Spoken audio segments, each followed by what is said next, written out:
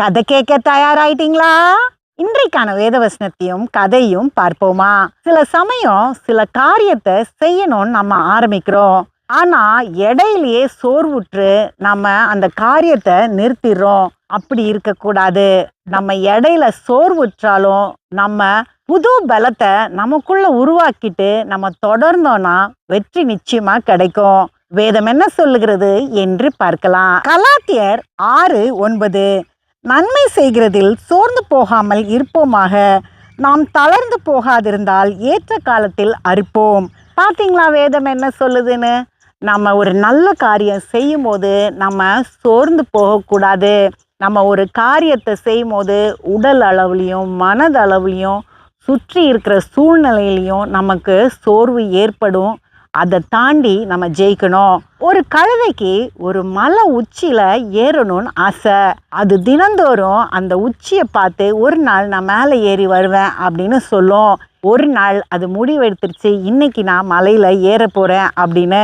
போற வழியில இது யோசிச்சுது, நான் மேலே போய் சேர்ந்துட்டேன்னா இந்த மலையை ஏறின முதல் கழுதை நானா தான் இருப்பேன் அப்படின்னு. பாதி தூரம் போயிடுச்சு. போன உடனே இது ரொம்ப சோர்வாயிடுச்சு.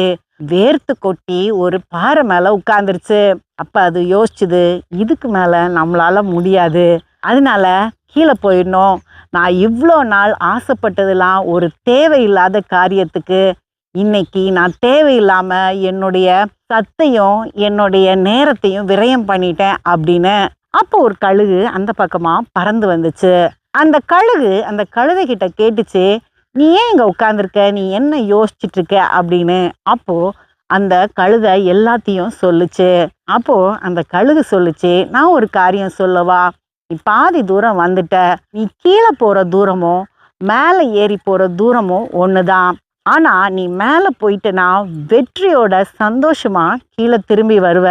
ஆனால் இப்படியே நீ கீழே இறங்கி போனனா உனக்கு மன சோர்வு தான் ஏற்படும், அதனால உடல் சோர்வும் ஏற்படும். அப்போ இந்த கழுதை யோசிச்சுது, ஆமால பாதி தூரம் தானே, இன்னும் பாதி தூரம் எப்படியும் கீழே போகிறோம், அதுக்கு மேலே போயிடலாமே அப்படின்னு. அதனால நான் மேலே போகிறேன்னு அந்த கழுதை உற்சாகத்தோட அந்த மலையோட உச்சியில் போய் நின்றுச்சு சந்தோஷமா. அதுக்கப்புறம் சந்தோஷமா அது கீழே வந்தது. கீழே வந்ததுக்கு அதோடைய சோர்வே அதுக்கு தெரியல. சில சமயம் நம்மளும் இப்படிதான் ஆரம்பிக்கிற காரியங்களை சோர்வுனால விட்டுறோம். அப்படி விட்டுறக்கூடாது. அடுத்த கதையில் சந்திப்போம்.